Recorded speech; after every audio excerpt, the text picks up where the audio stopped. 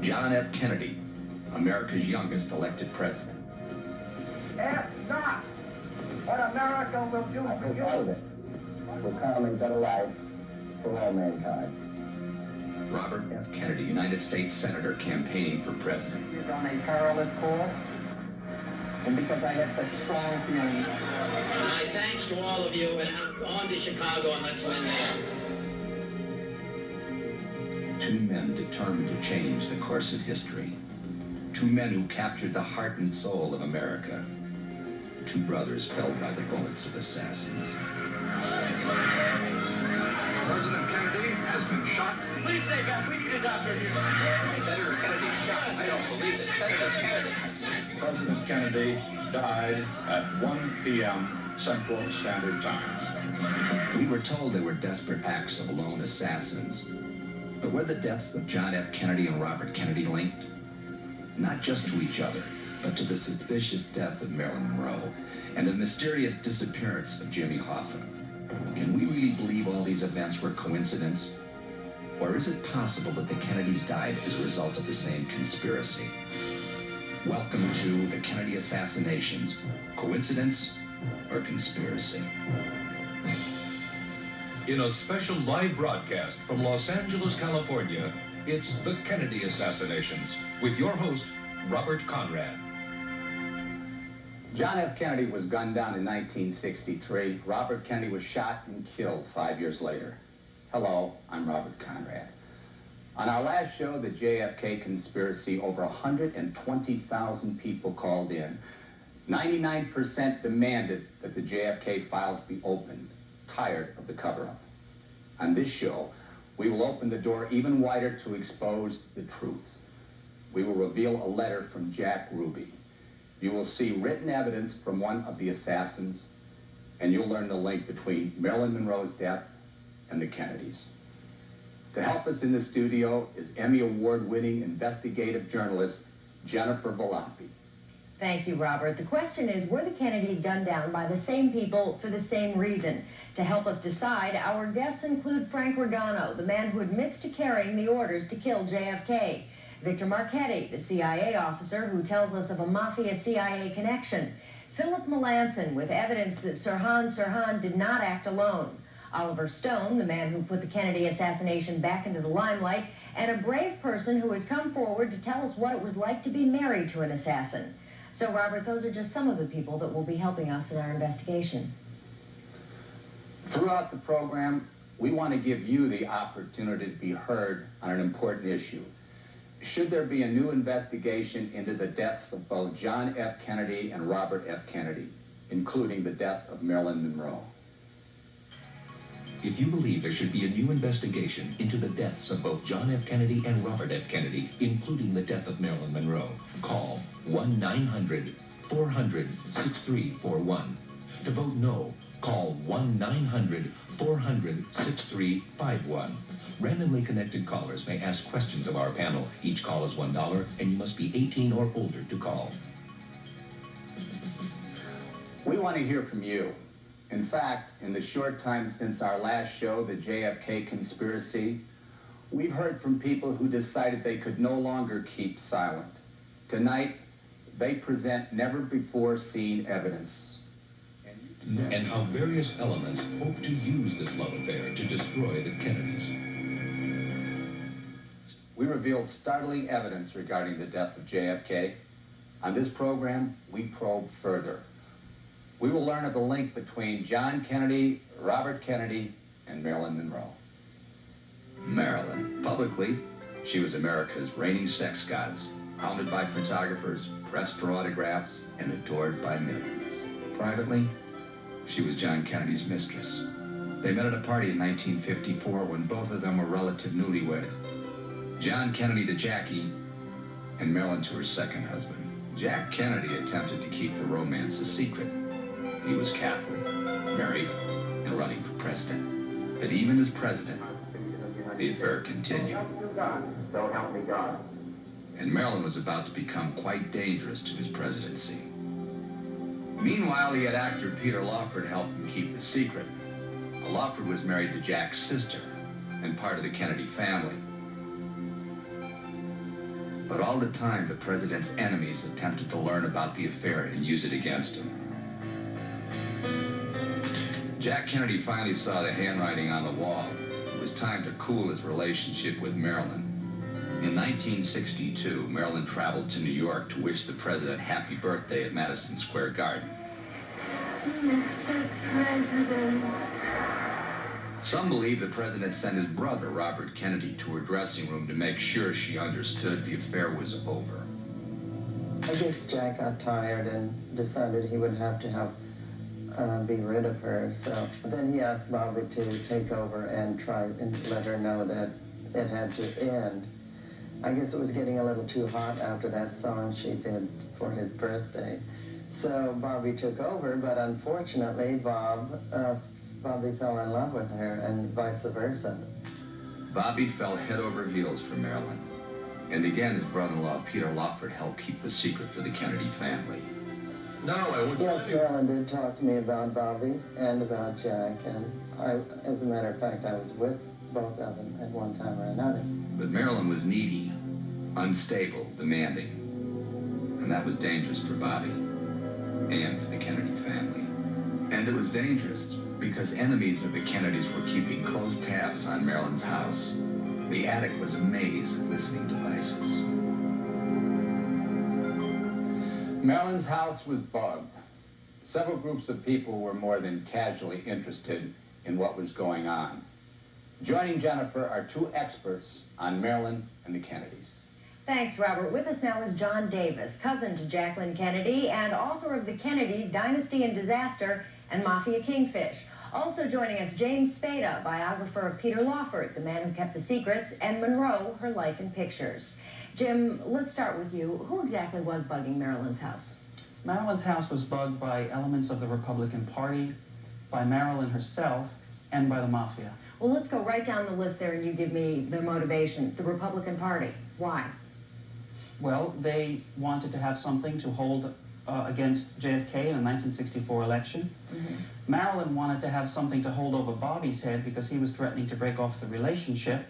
And the Mafia was hoping to have something to blackmail the Kennedys with. Mm-hmm. John, do you agree with that, that that's why the organized crime was bugging Marilyn's house? Yes, I do. I think they were going to use the information as ammunition against Attorney General Kennedy, who had mounted the largest war against organized crime in the history of the nation. So we know from FBI wiretaps that JFK had some 32 affairs while he was in the White House. Why was Marilyn so special? Why her house? She was the most visible. She would have, an affair with her would have created the greatest impression on the public. Do you consider the Kennedys to have been good subjects for blackmail? Not really. First of all, the Kennedys were extremely self-confident. They felt invulnerable. They felt invincible. And I don't think they would succumb to blackmail very readily. So, Jim, you agree with that? Yes, I think so.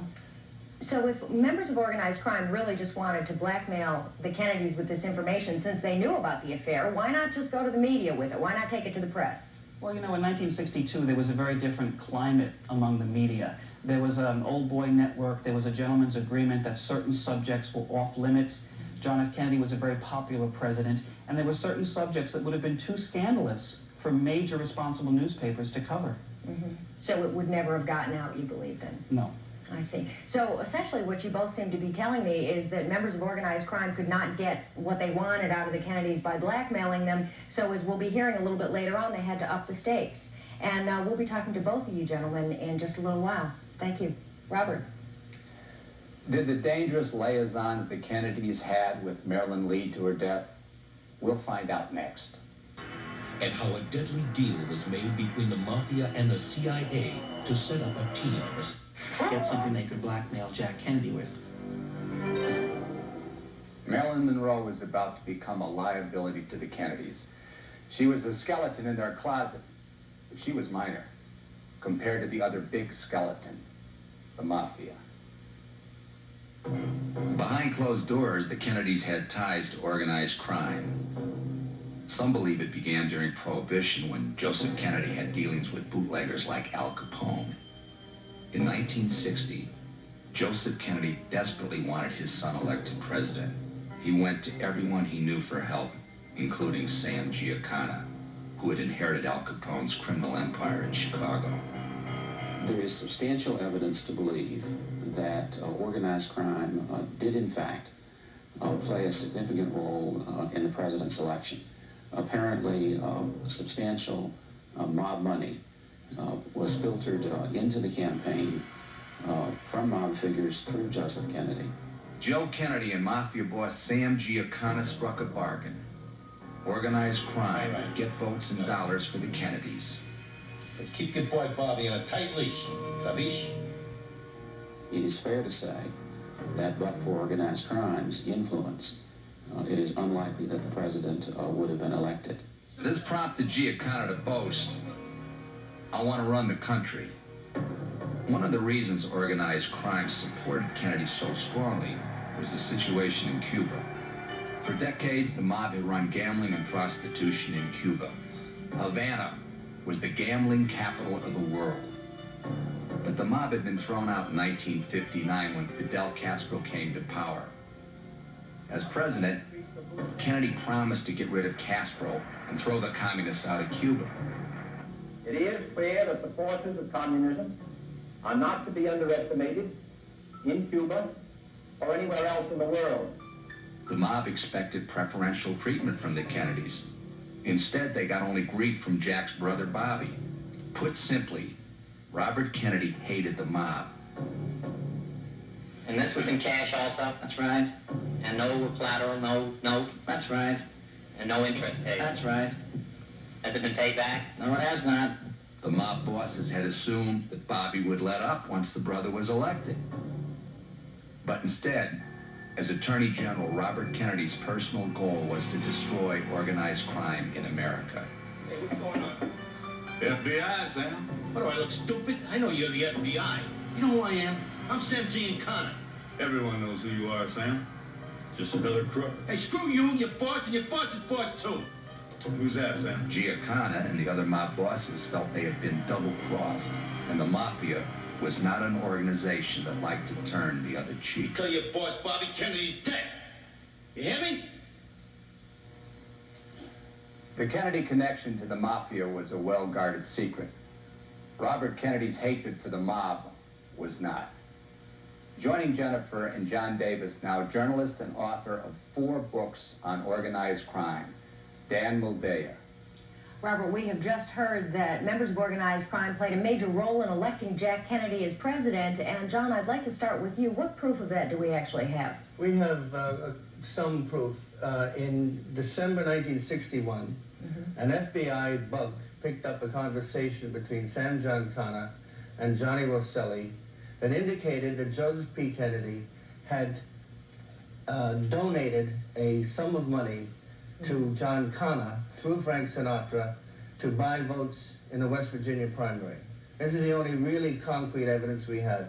It's a discussion between Giancana and Rosselli about Joseph P. Kennedy's donation to buy votes in the West Virginia primary. But it's also important to point out that the rest of the wiretap, as it reads in December of 1961 after the election, says, Giancana says to Rosselli, 1 minute Sinatra says he talked to Robert, and the next minute he says he hasn't talked to him. So he never talked to him. Why lie to me? I haven't got that coming. And then Rosselli responds, if he can't deliver, I want him to tell me, John, the load is too heavy. John and Bob Kennedy were not part of any deal with the Mafia. So you both feel confident that even if Joe Kennedy did make this deal with Giancana, that John and Bobby did not know about it? It was a unilateral affair between Joe Kennedy and Giancana, and the 2 sons knew nothing about it. We do know that Bobby later found out because Hoover told him, right? Later he was told by Hoover in 1962. Right. And what happened?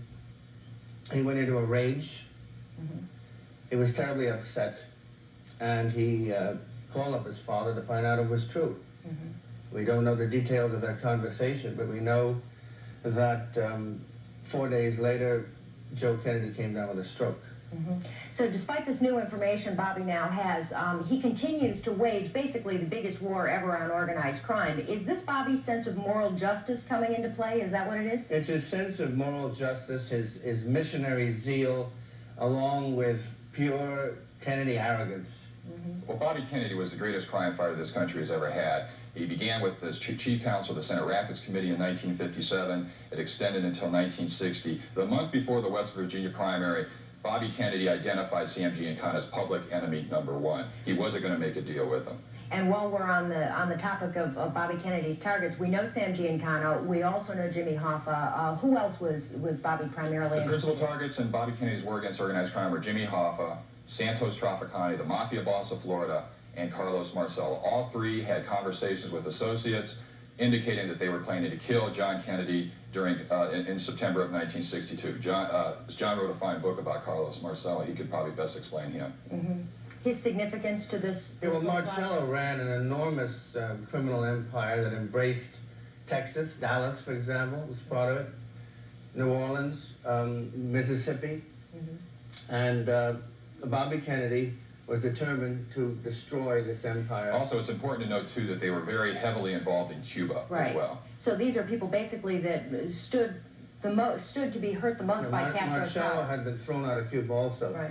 But the thing that enraged Bobby Kennedy was that a deportation order had been issued against him, which Marcello had defied, and so Bobby decided to deport him in an arguably illegal way, to kidnap him off the streets of New Orleans and dump him in Guatemala. Yeah, basically just picked him up and left him off there.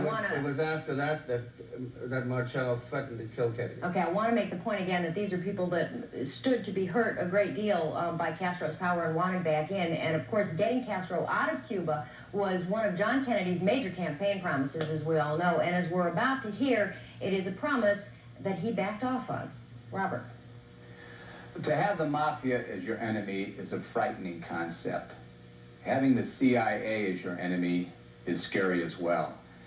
Now, imagine these two groups working together. Now, that isn't fiction, it's fact. Even before JFK became president, the CIA and the mafia had joined forces. The CIA helped Castro gain power, but he threw the agency out when he became a communist. In 1959, the CIA contacted the mafia. They wanted to get rid of Fidel Castro. They wanted a permanent solution. The mob and the CIA? No, but Washington wasn't in the assassination business. The mafia was. All right. The CIA actually entered into an effort to assassinate President Castro of Cuba, and they elicited the help of the mafia, principally through a man named John Rosselli in Las Vegas, who then contacted his superior in Chicago, Sam Giancana, who then contacted Santos Trafficante, who had the connections in Cuba. Joe will be our direct contact in Cuba. Johnny tells me you want a gangland-style hit. You want Castro gunned down by one of our guys. The agency does, that's right. The agency? You mean the CIA? Various methods were conceived of to kill Castro. Poisons, disease, exploding cigars. Even a team of gunmen, professional assassins. This ultra-black operation would be set up as a subset, so that if, in fact, the assassination attempts against Castro were ever brought to light, it would appear that organized crime had been the ones wanting to do this, because, of course, they had their own independent motive to remove Castro from power. The deal gave the CIA access to killers. It gave the mafia secret government protection. It was an unholy alliance. The team method. Members of organized crime and the CIA working together to kill a political leader. Well, joining us now is Victor Marchetti. He is the former executive assistant to the deputy director and the highest-ranking CIA official ever to come forward. Now, Victor, tell me, is this the only time the CIA and members of organized crime actually work together? No, the CIA has a long history of working with the underworld. It began in World War II. The forerunner of the CIA, the OSS, enlisted the aid of Lucky Luciano and the Mafia to protect the docks in New York City against sabotage and labor strikes, and also to help in the invasion of Sicily and southern Italy. Did the Kennedy administration know that the CIA and members of organized crime were working together to assassinate Castro? Absolutely. In fact, the Kennedy administration, largely through Bobby, was pushing hard on this issue. Victor, I have great respect for you and for your work, but I don't believe that John and Bob Kennedy were involved in the CIA mafia plots to assassinate Fidel Castro. We're talking about murder here, and the Church Committee in its investigation didn't have a single source from the CIA or otherwise who indicated that JFK and RFK were involved in the CIA mafia plots to assassinate Fidel Castro.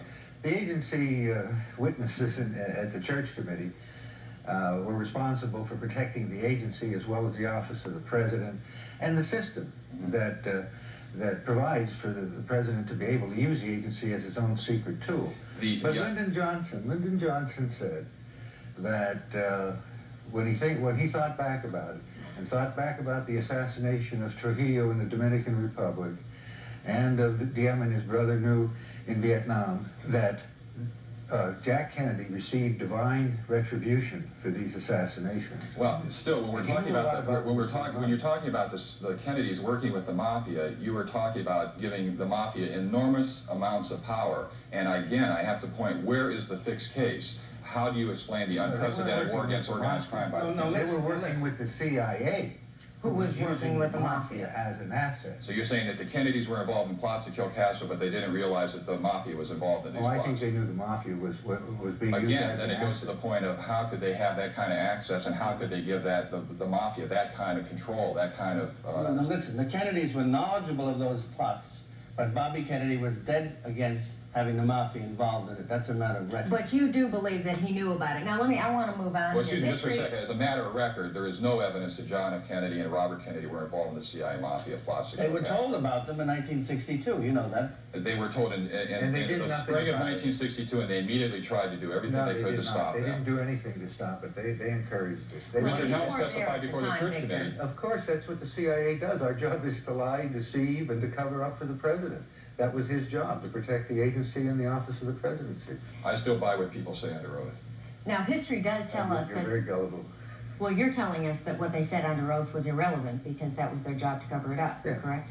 All right, history does tell us that the Bay of Pigs invasion was unsuccessful. Now, I want to know, did the CIA organized crime connection that you speak of die with the invasion back in 1961? No. Well, in fact, that made things even hotter and made the Kennedys more determined to get rid of Castro. What evidence do you have for that? Well, it was known in the upper echelons of the agency. This was known and accepted. John Ronley wrote a very interesting book on the rise and fall of the CIA, in which many of the top agency officers confirmed this fact. I want to just make a point here. Basically, then, when Kennedy makes the deal with Khrushchev to stay out of invading Cuba, members of organized crime are angry at that point. Do you all disagree very quickly with, or do you all agree, excuse me, very quickly on that point? The Cuban exiles and the mafia were very upset about the deal that was made with Khrushchev because they wanted the island back, and this meant that they would never get it back. Okay, so let me stop you on that, and I just need to know from you, Victor, how did members of the CIA feel about that deal with Khrushchev? Well, it was an accepted fact that we could not invade Cuba, but it was not a fact that we could not attempt to assassinate Castro or destabilize his government. But what I'm getting at, Victor, is who is angry at the Kennedy administration for cutting this deal? Is it the CIA or is it rogue elements? Not the CIA as an institution, just certain individuals who were closely attached and emotionally involved in the Cuban office. So what you are saying then is rogue elements basically within the CIA could have been involved in a conspiracy against President Kennedy. And gentlemen, we're going to be speaking with you all a little bit later on in the program, but we'll be right back. Meet the man who carried the actual orders to kill President Kennedy in a rare television appearance. But next, how the mafia claims it murdered Marilyn to frame the Kennedys. We're told she committed suicide, but today there are many questions about her death. For one thing, we were never told about her affairs with the Kennedys. For another, we never knew that the mafia was bugging our house. Marilyn Monroe was quickly becoming a liability to Bobby Kennedy. Not only was her bedroom bugged by the mafia, but she was bugging it herself. And she was keeping a diary. One day Bobby came in, I happened to be there on that occasion also, and he looked down and saw the diary on the table, And he said, this is crazy, I don't like it. And he got very angry, and he was turning red and getting really mad. And he threw it on the table, and he said, get rid of it right away. I don't want this around. After that, Marilyn's relationship with RFK became strained. I guess it was after the incident with the diary. He had turned the phone off, she couldn't reach him. He didn't tell her anything, he didn't explain to her, he just turned his phone off, and she could not reach him. In desperation, Marilyn told Peter Lawford that she would make the affair public. And when she told Peter that she was going to do this, I'm sure he told Bobby instantly. On August 4th, 1962, Bobby rushed to Los Angeles. By then, Bobby had also found out that Marilyn was bugging her bedroom. He said, where's the tape? We have to get it. You know, we have to protect the family. We'll do anything you want. Where is it? And he was looking for it. Marilyn was screaming. Bobby was screaming.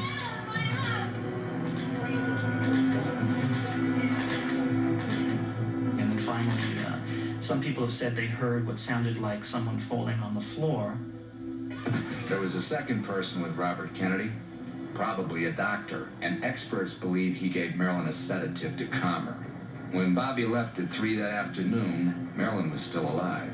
All this was recorded on tape, even the sounds of Bobby Kennedy leaving the house. According to the book Double Cross, this information was passed directly to Sam Giancana in Chicago.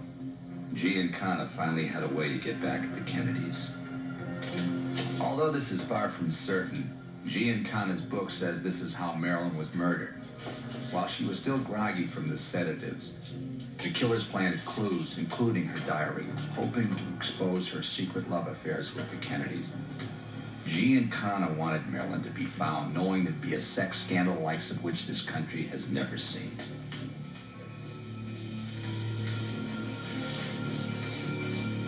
What happened, however, is before the police arrived, Peter Lawford arrived and cleaned everything up. No, nobody called the police. The housekeeper called me first. He did go over to the house, and he did try to remove everything he could that would link Marilyn Monroe to his brothers. Yeah, she's dead. Or suicide, I guess. He had to do that very quickly because the police hadn't arrived yet. He didn't want to be seen. Yes, Marilyn's diary. They had to be sure that no one could link Marilyn with the Kennedy brothers.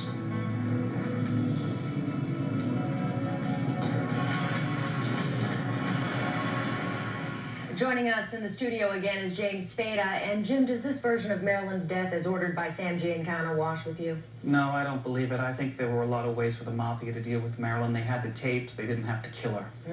According to the book Double Cross we had just mentioned, Marilyn was killed using a poison suppository. Do you believe that theory?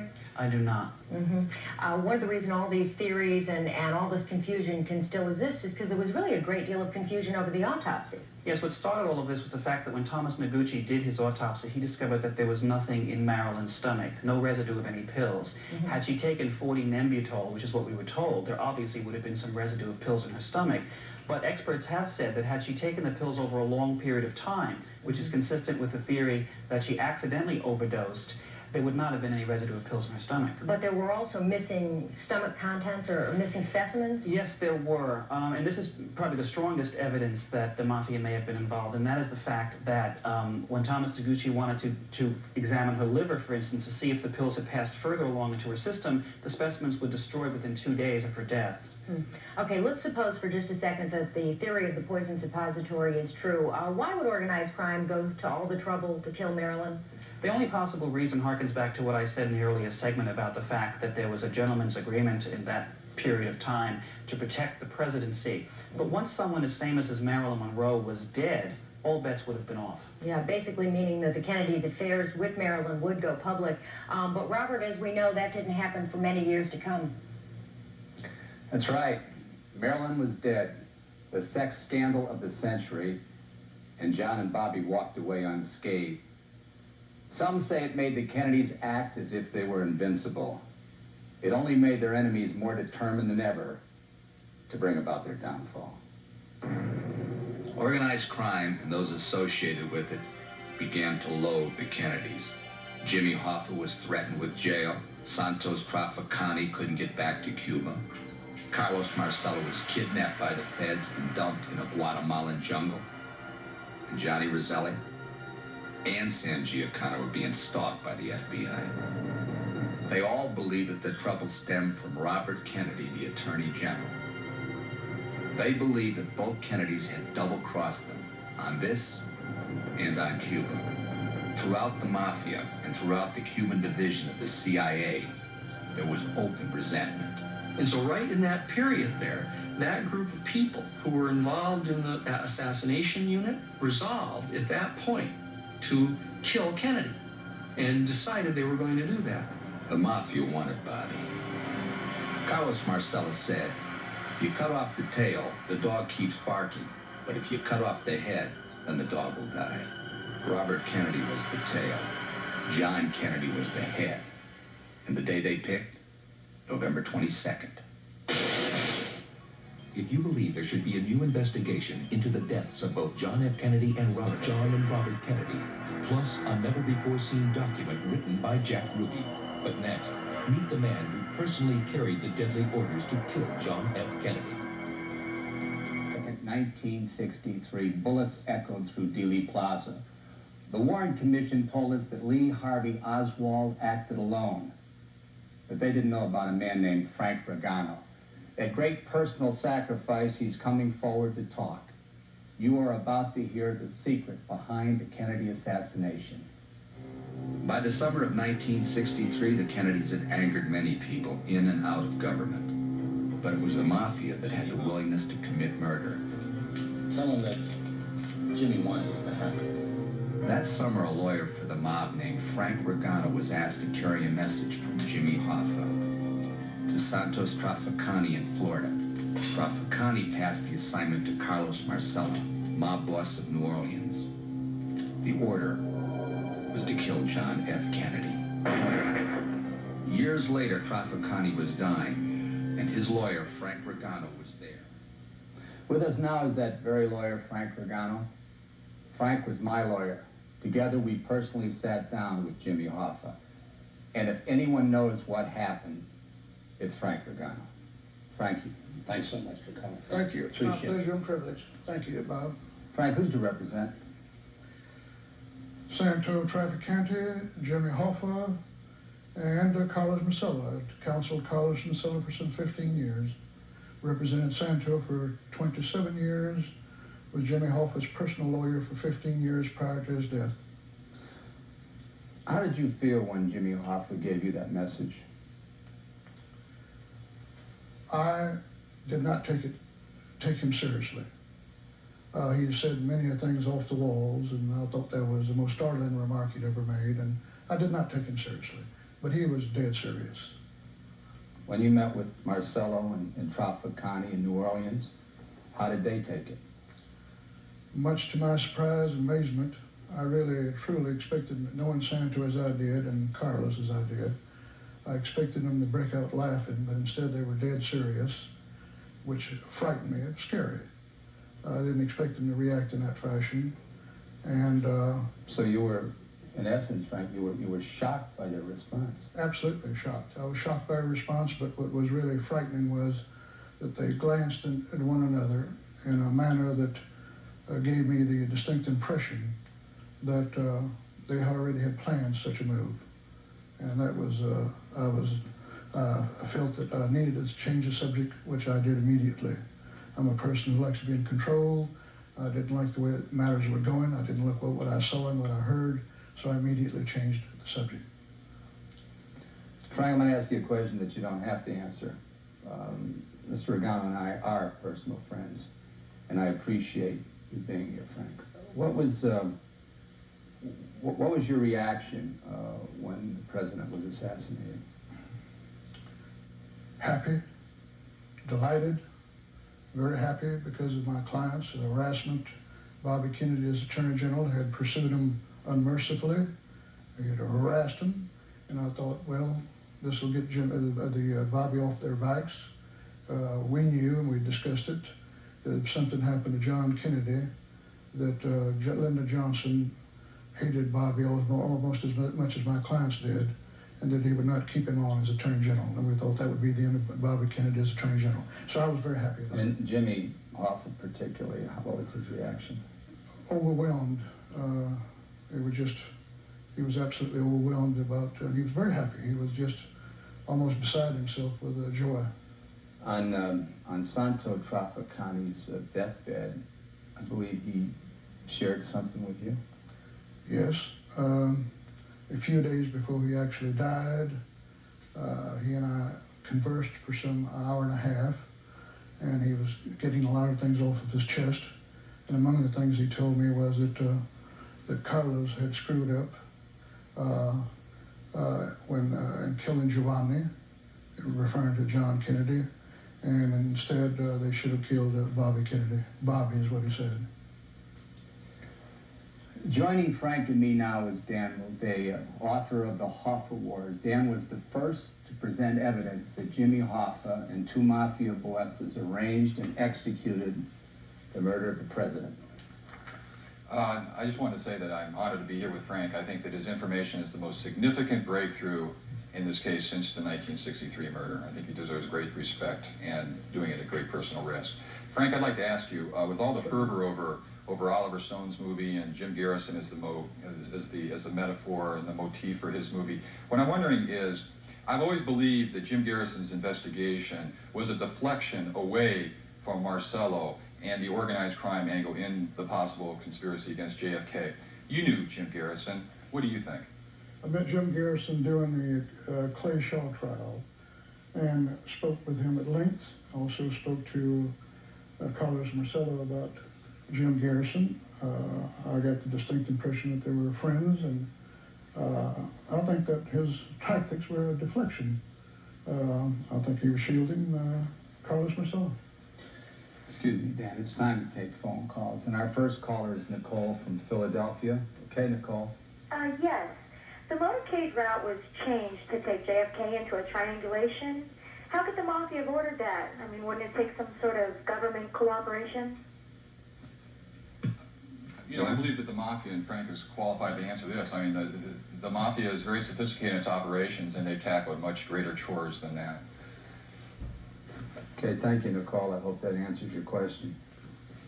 Okay, and our next caller is Sarah from Houston. Sarah, you're on. Yes, I wanted to ask Mr. Regano, did you ever feel guilty for being a tool in the murder of the president? Absolutely. In retrospect, that was a horrible, horrendous mistake on my part. And I've carried a very heavy burden ever since I had that conversation with Santo Trafficani. Absolutely. Thank you, caller, and I apologize. We're live, and I apologize for calling you Sarah. Now we've got Phil from Indianapolis. Yes, I have a question for Mr. Regano. Why did you wait 29 years to come forward? Well, it wasn't 29 years, it was 5 years. This conversation I had with Santo Trafficani occurred in March of 1987. Carried that burden for a long period of time, as a matter of fact, until January of this year. And there was a combination of factors. I'm 69 years of age. I have a very serious heart condition. I have 5 children, and my youngest son, Chris, who was Santo's godson, Santo was his godfather, who had baptized Chris, will graduate in this fall. And the America and American people, especially this country, have been very good to me. I think that I need to set the record straight.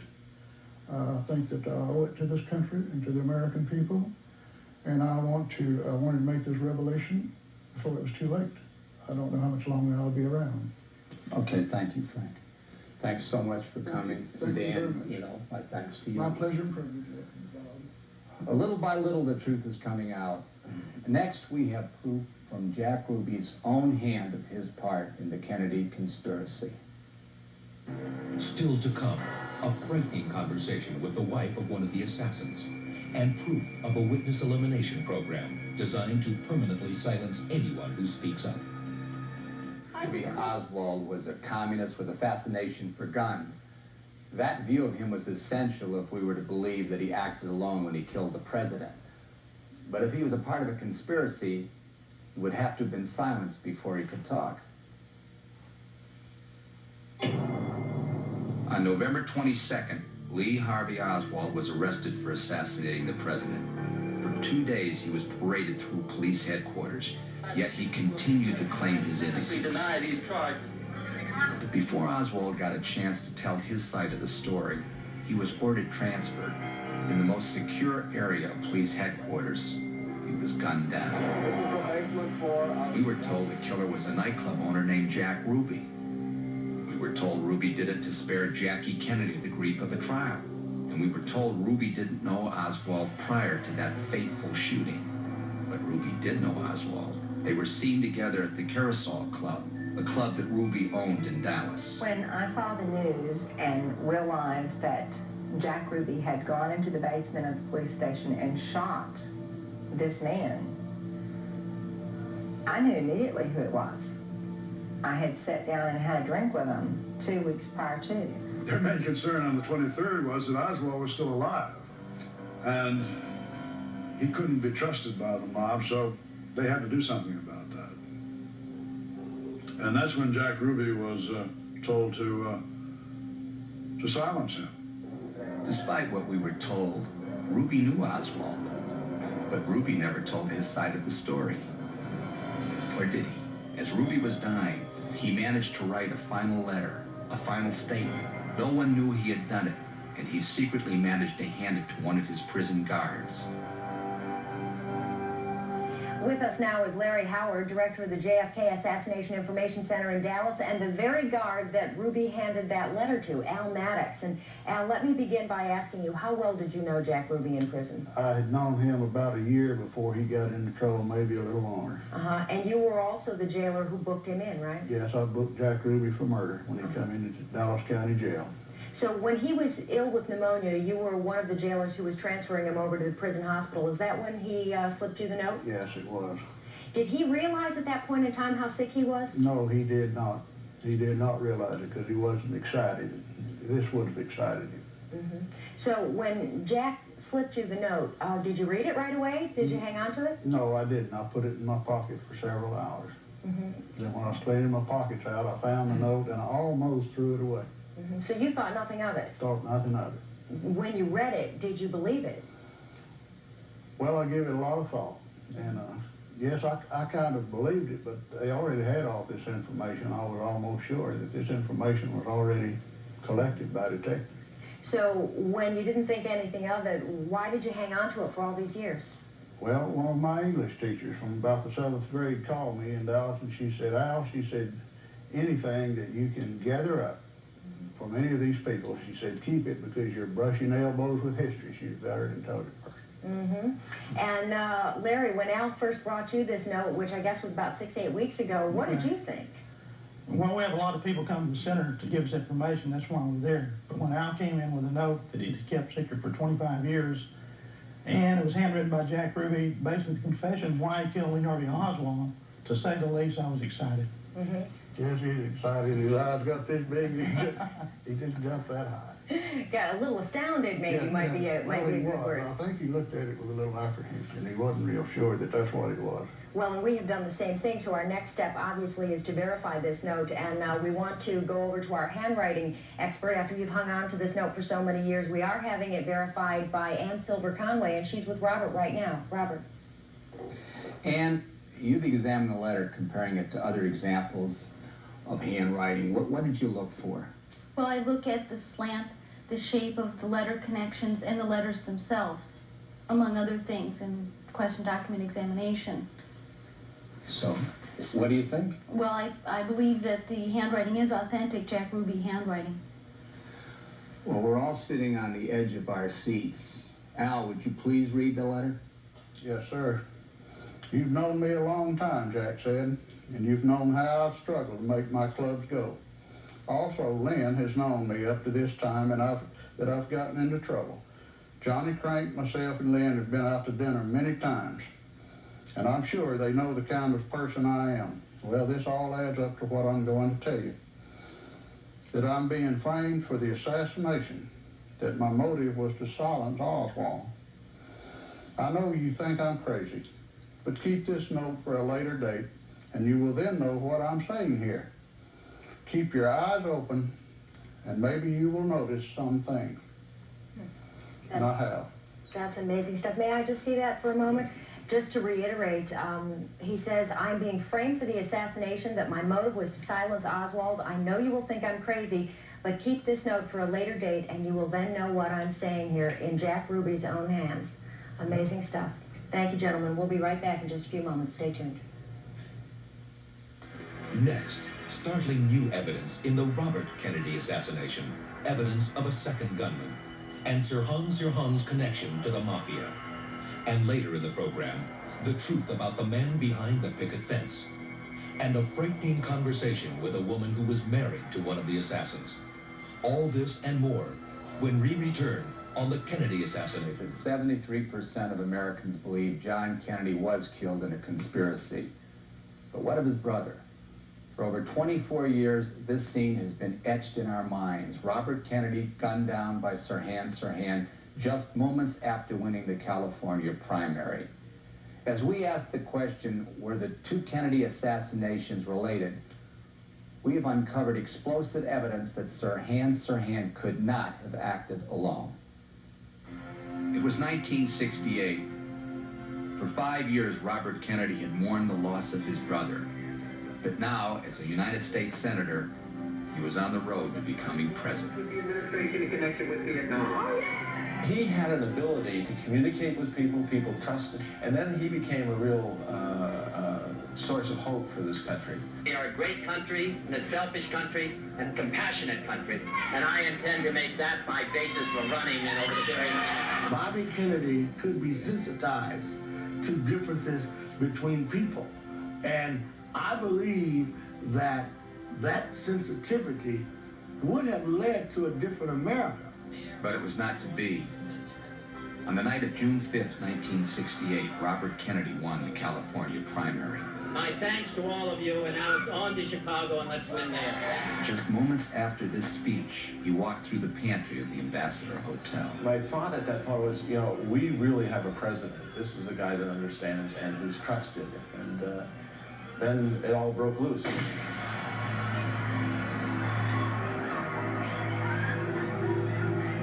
I saw Sirhan with a gun in his hand, saying, "Kennedy, you no good son of a bitch." Saw the gun raised and fired.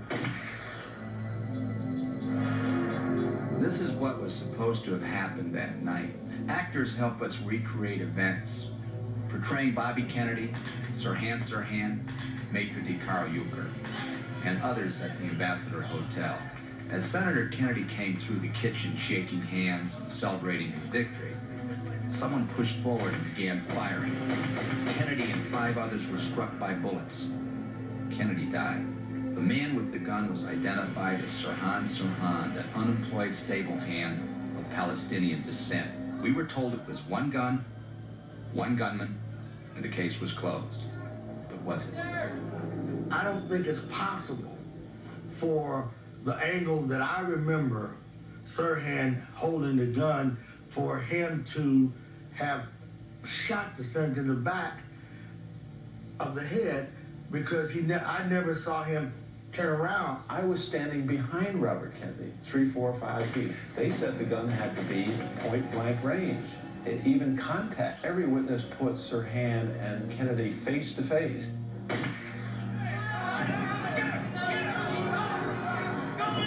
That shot was fired at a distance of 1 to 1.5 inches away from the senator's ear. There's no way in the world that the muzzle of Sirhan's gun was ever 1 to 1.5 inches away from the senator's right ear. No way in the world. Both the autopsy and independent Los Angeles Police Department tests clearly indicate that those bullets were fired from a distance of about 1 to 3 inches, which all but eliminates Sirhan as the person who has shot Bobby. Witnesses and experts say Sirhan was not close enough to fire the fatal shot. Joining us now is a man who is right on top of the action and perhaps knows more about the truth than anyone else. Jennifer? Thanks, Robert. Carl Euchre was the German maitre d' of the Ambassador Hotel back in 1968. He was on the podium when Senator Kennedy made his victory speech, and he led Senator Kennedy through the pantry.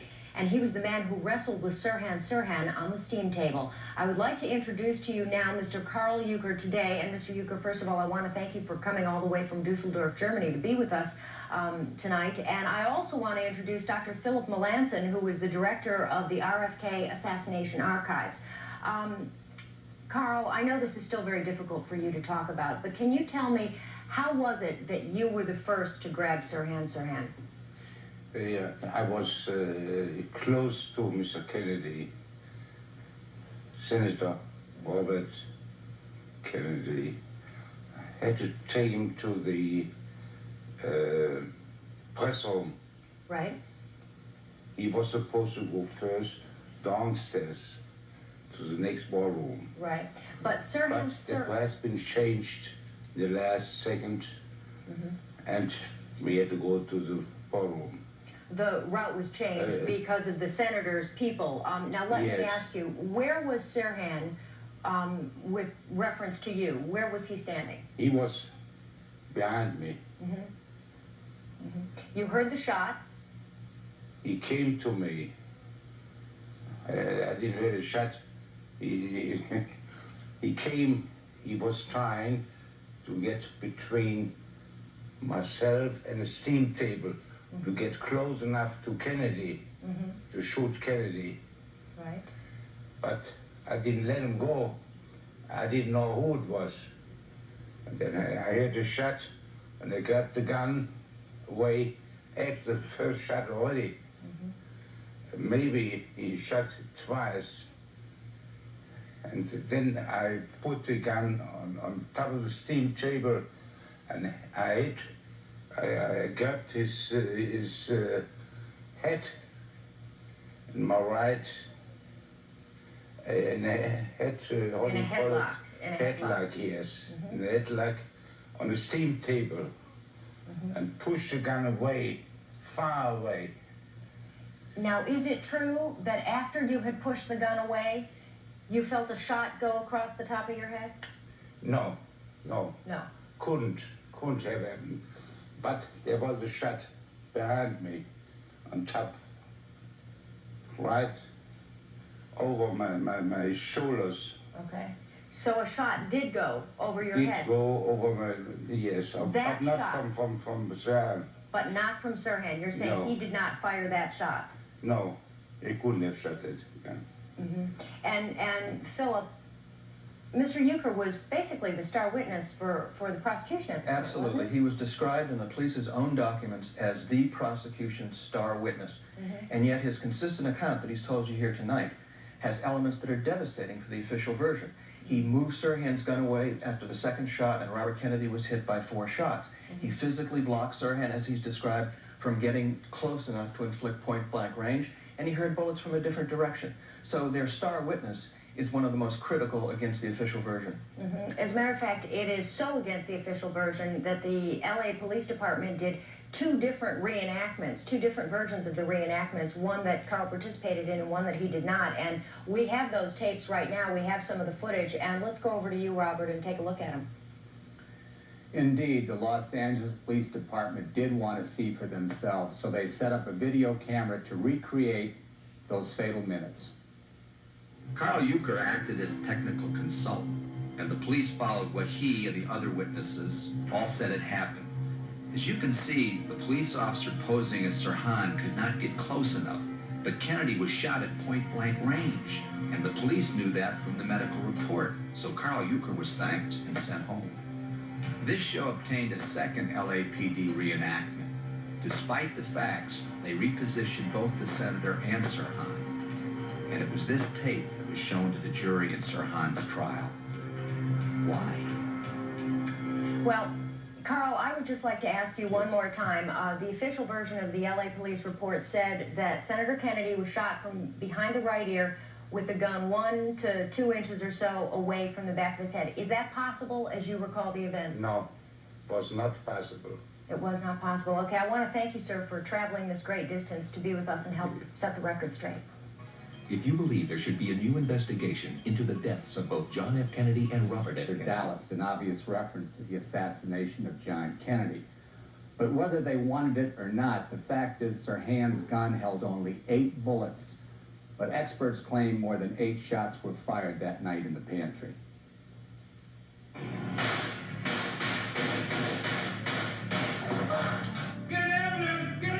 3 shots lodged in Kennedy, 5 shots lodged in bystanders.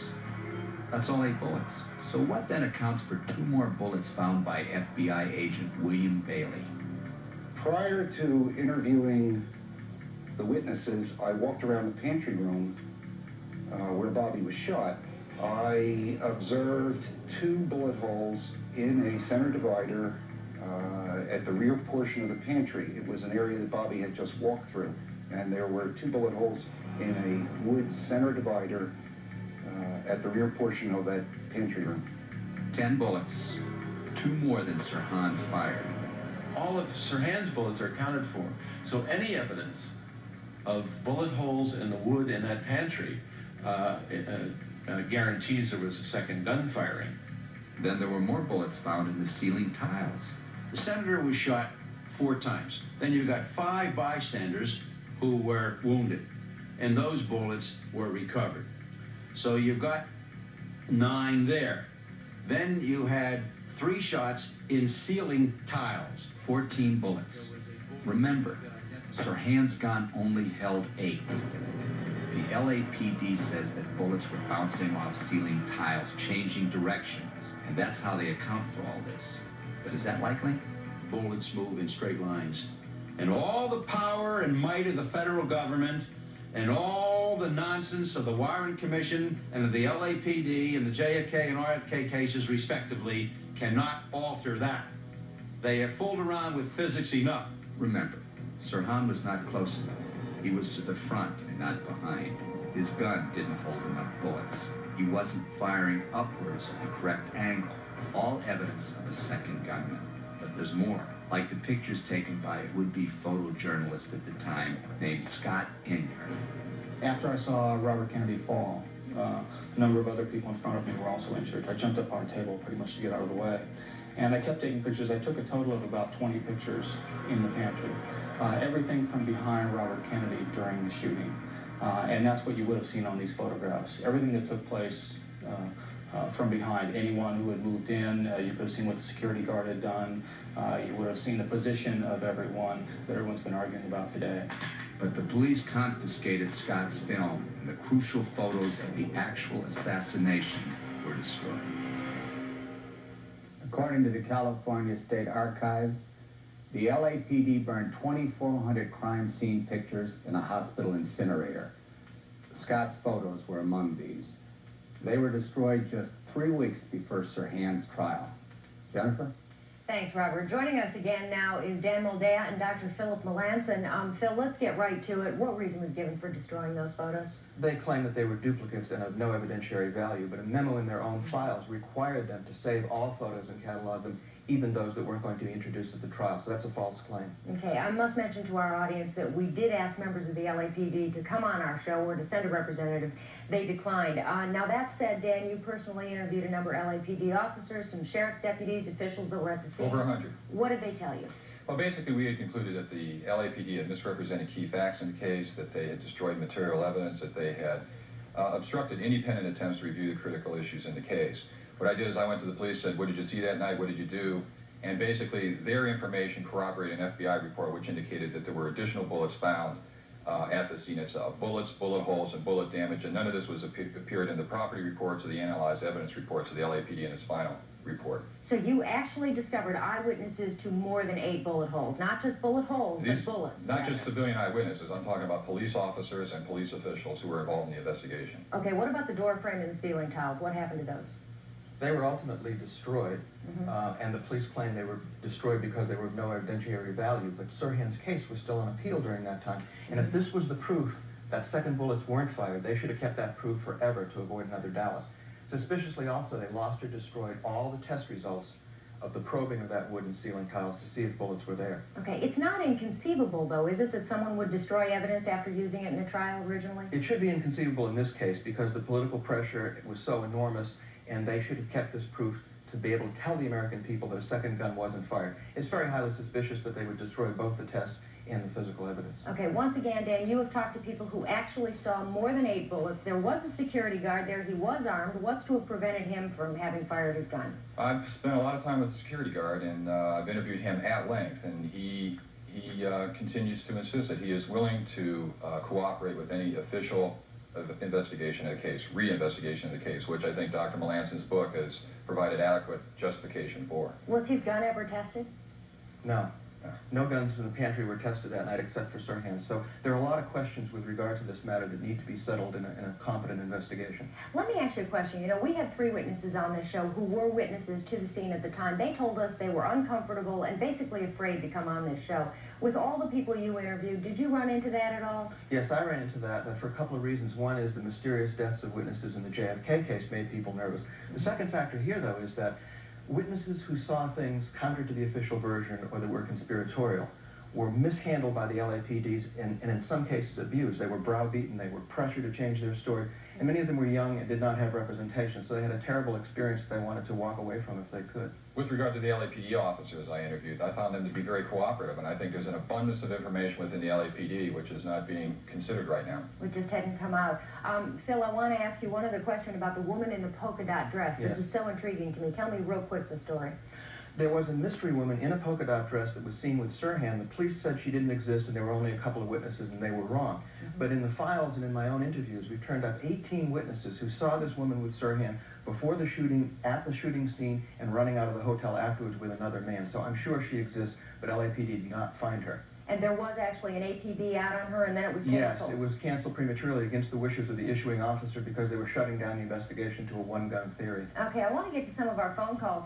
We have a caller on the line right now. I believe it's Pat from Boston. Pat, are you there? Caller, are you there? Yes, I am. Go ahead, please.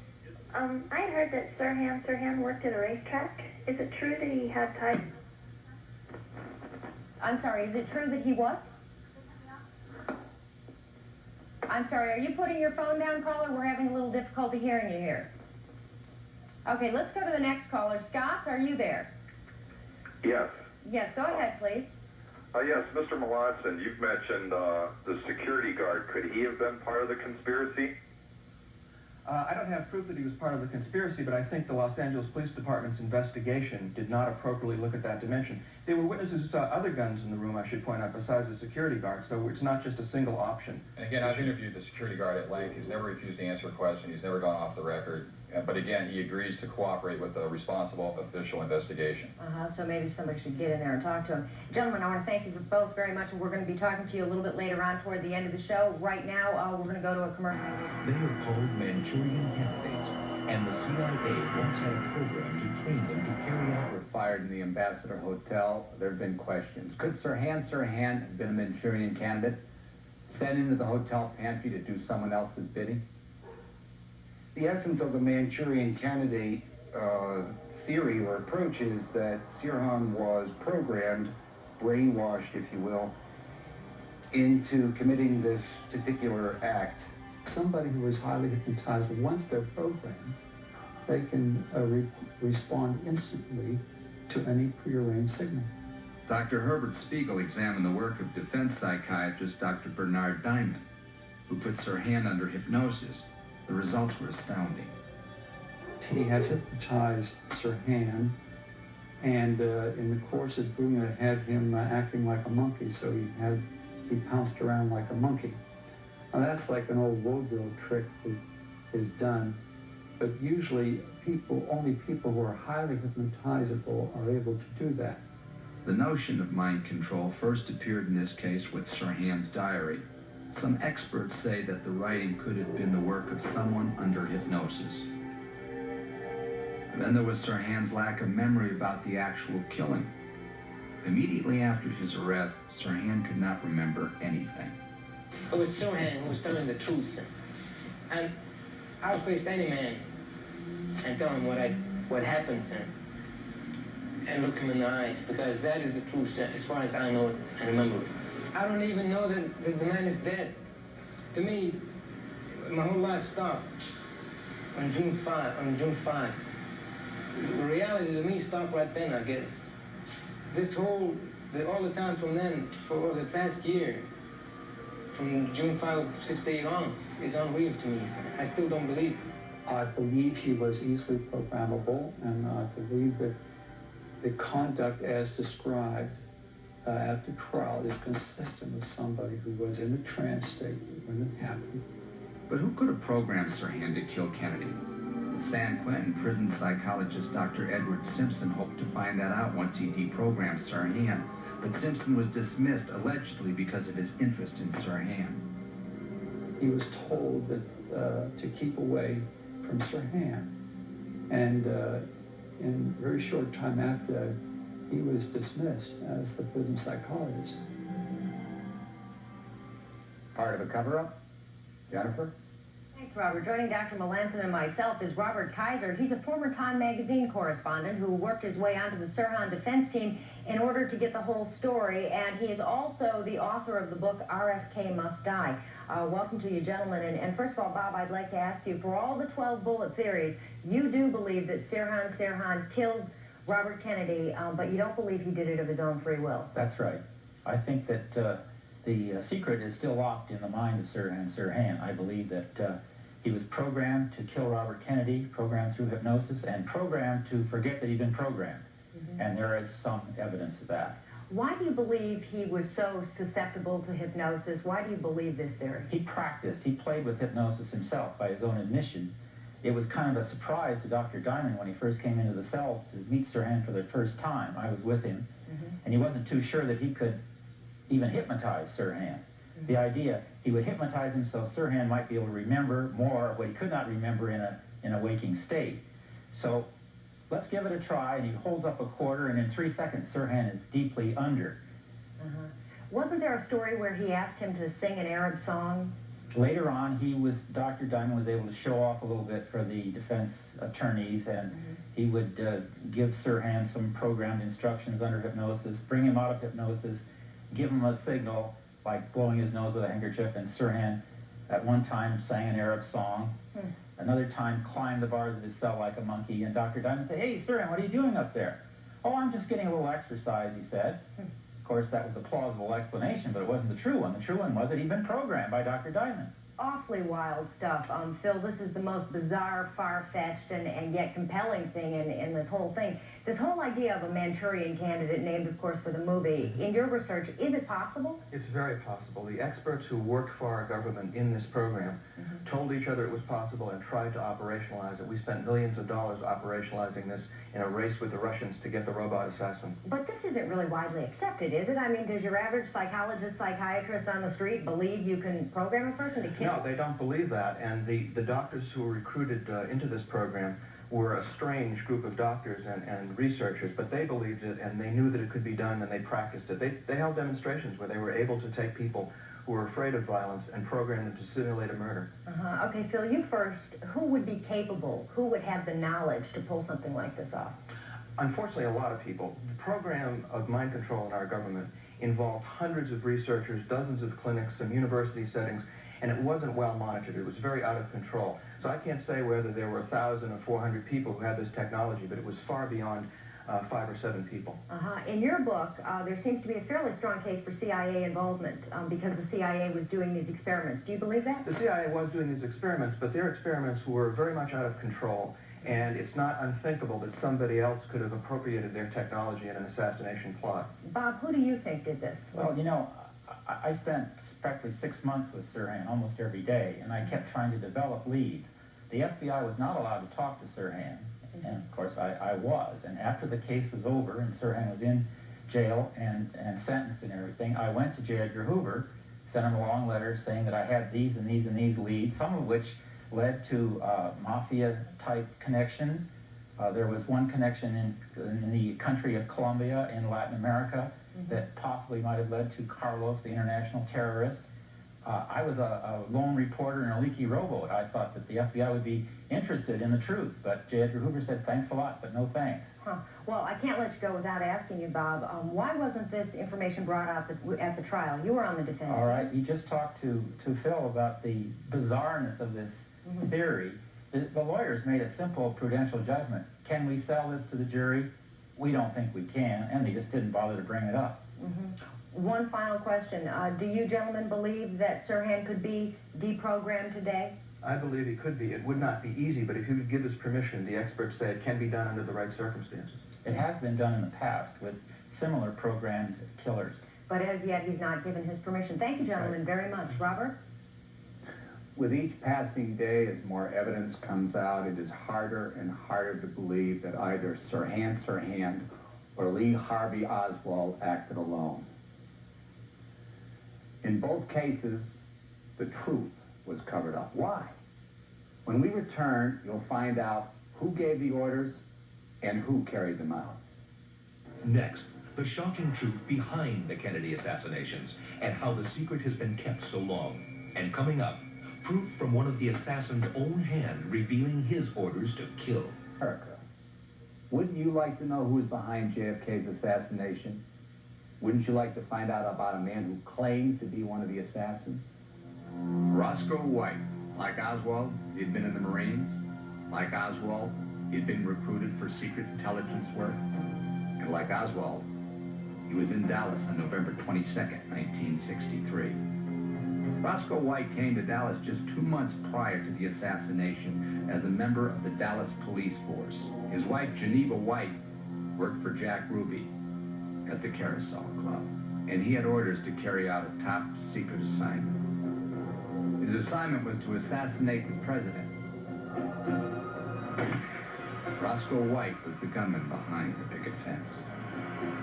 Several experts are convinced that Roscoe White was one of the assassins. Joining us again is Larry Howard. Larry, what'd you bring us? In the spring of 1990, Ricky Don White came through our doors at the center of Dallas, Texas, wanting us to prove his father did not kill John Kennedy. During the investigation, in June of 1990, Ricky Don White found a metal container in Paris, Texas. In this container was a witness elimination book where Roscoe White participated in the killing of 28 innocent people after the assassination. Larry, 24 hours ago, Roscoe White's sister called us and said that this is all bunk. I talked to Linda just before I left to come to L.A. There are a couple of Kennedy research buffs in Dallas who are furnished her 5% of the information on this case. We have 95% of the information on the case at our center in Dallas. Why have you brought this book on? I brought 5 pages of the book. On these 5 pages are 5 pictures of people we can't identify. Hopefully tonight, the American people looking at this show will be able to help us with the identification. A possible witness elimination book, 28 pages of names and codes. But Roscoe White never lived to answer questions about it. Just as Sam Giancana had been silenced, and Johnny Roselli had been silenced, and Jimmy Hoffa had been silenced, Roscoe White had to be silenced too. And on September 23rd, 1971, while firing up an acetylene torch, he was killed. But the truth didn't die with him, because Roscoe White left behind some evidence of his part in the conspiracy. Joining us now is Baptist minister Jack Shaw. Jack was at Roscoe White's deathbed. And Jack, I understand Roscoe actually lived for about 48 hours after his accident, and you were able to talk to him. What did he tell you? We talked about several things, but at the beginning of the conversation, he talked about what happened. We discussed that, and he said that he had gone on a break, and he came back off the break, and there was under the bench, there was a can, and he was in a hurry to get home that day, and he fired up the welding torch, and an explosion happened. And he also said that he saw someone leaving the scene in a hurry when he was coming back in from the break. So the point was, he indicated to you that he believed that this was not an accident. Yes, he indicated that to me, yes. Okay, now I know that you also made some 40 or 50 hours of audio tape with Roscoe's wife, Geneva. What did she tell you in your hours of interviews? Well, we talked about a lot of things. but she talked about overhearing her husband and Jack Ruby talking and about the assassination, things like that, and we talked about many events that transpired after the assassination. Now, Jack, I understand that Geneva told you that she had a conversation with her husband where Roscoe told her why he was going to assassinate President Kennedy, that he was going to do it and why.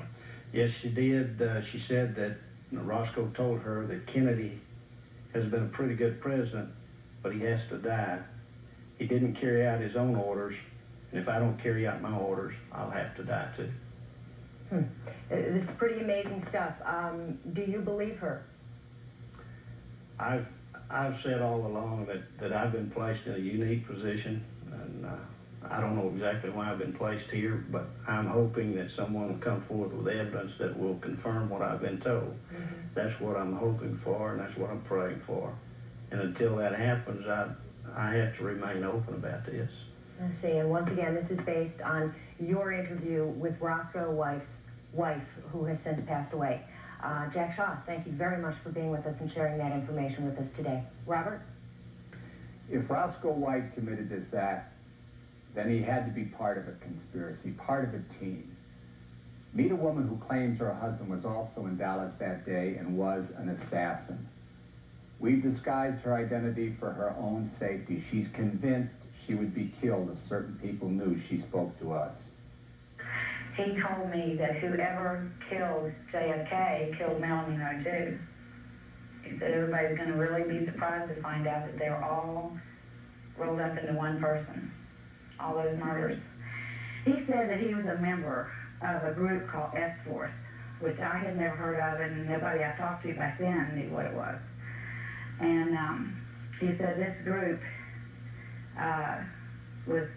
knew everything about the Kennedy assassination, and that they knew that the photos were doctored and that the autopsy was doctored.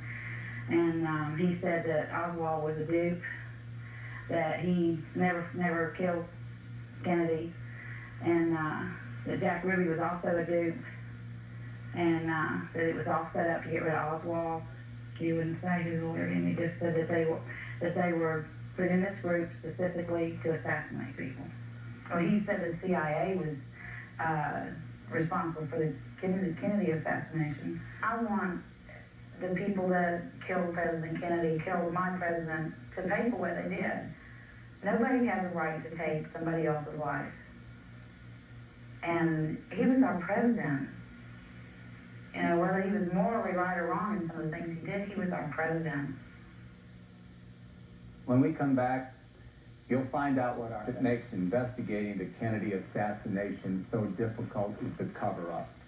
Evidence was destroyed, and some experts believe that nearly 200 people were killed to keep the secret. Who has the power to provoke such fear? Who can give orders to kill a president, a senator, a movie star, or a witness? Both John and Robert Kennedy represented a danger to the establishment and to the status quo. They were making deals with the Soviets and threatening the power of the CIA. The changes that John Kennedy would have effected in his second term, not just in Vietnam, but all across the board, cutting back the Cold War, détente with Khrushchev, détente with Castro, all of which he was moving in that direction with, would have altered the shape and the destiny of this country. And the concept of Robert Kennedy coming up behind him, and the other brother, was terrifying to people in power. If something happens that they don't like Kennedy saying he wants to get out of Vietnam or recognize Cuba, then the deep political arrangements can kick in order to get rid of the president and his brother, who were creating problems for people in power. Did the mob get permission to kill the Kennedys? According to Sam Giancana, they did. He goes on to say that the CIA helped them to cover it up. This day I'll believe it with all my heart and my soul.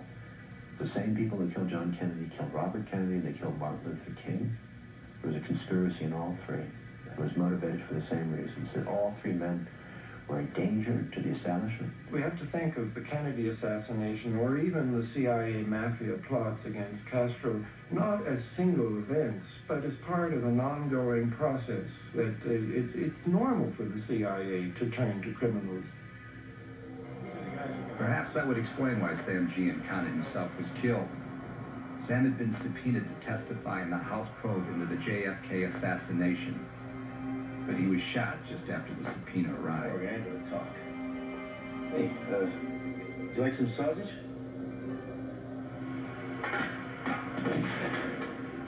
Once behind the head and 7 times around the mouth as a sign to keep quiet. Then Johnny Roselli was subpoenaed. Roselli was the man the CIA went to set up the assassination unit. Before he could get to Washington, he was stuffed in a 55-gallon drum, his foot in his mouth. And then Jimmy Hoffa was abducted and never seen or heard from again. My father, James R. Hoffa, has been missing for some 32 hours.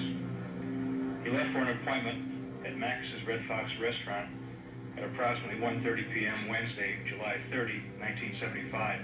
Evidence indicates that all 3 were involved in the Kennedy conspiracies, and all 3 were silenced. The mob might have wanted to believe that they were in charge, but someone else, someone more powerful, was cleaning up. We've assembled our panel to make sense of this mystery. Gentlemen, let's get down to it. You all seem to think that John Kennedy was killed in a conspiracy, all right? Who was behind it?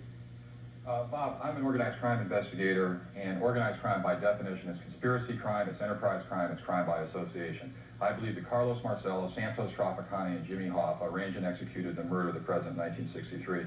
And I think that the key is getting Frank Regano immunized so that he can tell the entire story of what he knows of what happened just prior to that murder.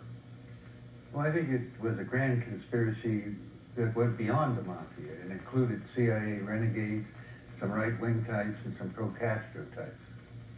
And Phil? I tend to agree with that. I see a network of CIA case officers, anti-Castro Cubans with some help from their friends in the mob. Frank? Carlos Marcello, Santos Trafficani, Jimmy Hoffa, and possibly assistance from the Cuban exiles in Miami that were beholden to Santos. All right, so you all seem to agree that John F. Kennedy was assassinated at least by organized crime, possibly with some CIA help and some additional help. What I want to know is why doesn't Bobby go after him at this point, if that's true? I mean, he is Attorney General, he has the power. He didn't have the power any longer, even though he was still Attorney General. He was in a lame duck position. When the announcement of John Kennedy's death occurred, Jimmy Hoffa said, Bobby Kennedy is just another lawyer now. And what Victor says is exactly right. Bobby Kennedy had lost his power, and he was regaining that power in 1968. Frank? Bobby went through a terrible ordeal after the assassination of his brother. He felt responsible because of his actions in pursuing the mafia figures and all, and I think he was guilt-ridden, and there was a period of about a year and a half where he remained inactive. Okay, Bobby, he was a lame duck. Then why did the Warren Commission cover up? They were trying to protect the system. And they, in their own minds, they thought they were protecting the people from a disaster that was even worse than the president's assassination. They were also lied to, and information was withheld by the very agencies they depended on, like the FBI and the CIA. And I think the reason for this institutional cover-up was because of the government's long-term association with the underworlds, perhaps the same underworld figures who were involved in the murder of the president. Okay, let me go right down the line real quickly once more. 5 years later, Bobby Kennedy is assassinated. Do you think the same people are responsible, Dan? I don't know. I think it's the only way it's going to come out is if the Justice Department does as the House Select Committee on Assassination suggested, reinvestigate the case, and I think there has to be an independent investigation of the RFK case. Victor? I think the mafia was probably involved in Bobby's assassination. I think they're both unsolved conspiracies, and law enforcement cover things up, and it needs to be reinvestigated. Frank? Not at all. I don't think the mafia had anything to do with Bobby Kennedy's assassination. They were very practical, pragmatic. They're very realistic. He was no longer Attorney General. He was no longer a threat to them. Okay, and you have the final word. Gentlemen, thank you very much for being with us. The consensus is that the mob killed John F. Kennedy and could have been behind Bobby's death. But could the mob alone have done it? The motorcade route was changed. The Army was told to stand down and not provide additional security in Dallas. And there was a massive government cover-up. When we come back, you will learn what our viewers think. Through the show, we asked the question, were the Kennedys murdered in a conspiracy? Now we add the question, were all these deaths from Marilyn Monroe to Jimmy Hoffa to the others linked? That is for you to decide. We began this show, I guess it was nearly 2 hours ago, and the response to our telephone questions has really been overwhelming. Should there be a new investigation into the deaths of John and Robert Kennedy? 98% said yes. 98% are now saying they are tired of the cover-up and they want answers. That is really an incredible percentage of our callers. Now, before we say goodbye tonight, we have one more phone number that we want to tell you about. This is how you can personally get involved in reopening the RFK investigation. The Inquiry and Accountability Foundation will be filing a request with the Los Angeles County Grand Jury to reopen its investigation into the death of Robert Kennedy. To lend your support, call 1-900-288-5535, and we will forward your information to the IAF to be included in the submission. $1 per minute. The average call is 2 minutes. You must be 18 or older to call. Jennifer and I would like to thank our guests, and I would like to thank all the people who spoke on this program. In order for a democracy to effectively